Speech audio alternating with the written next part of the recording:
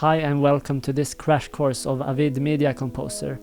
My name is Martin, and in this series I'm going to cover everything you need to know to get started in your journey as an editor for the industry-leading software for editing TV shows, commercials and even movies.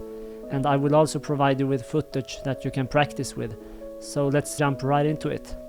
If you don't already have Media Composer installed, you can choose to either get a free trial of Media Composer Ultimate, or you can get started with Media Composer first, which is the free version and will most likely work fine for getting started.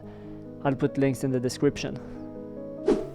So Media Composer looks a bit different compared to other editing software, the main difference being this area, the Composer window. And as you can see, it consists of two monitors.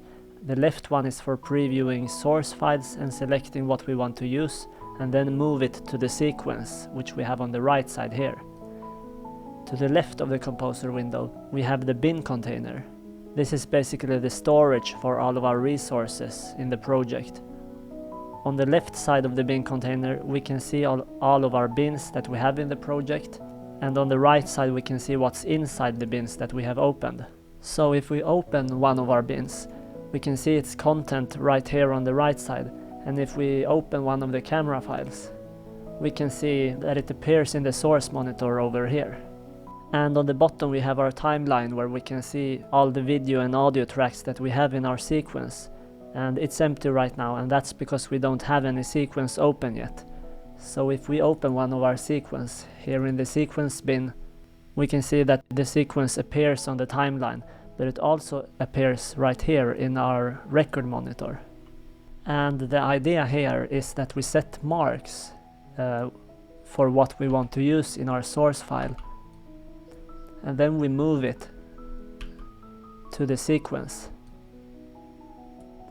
And this is the way that we build up our sequence with what we want to have in it.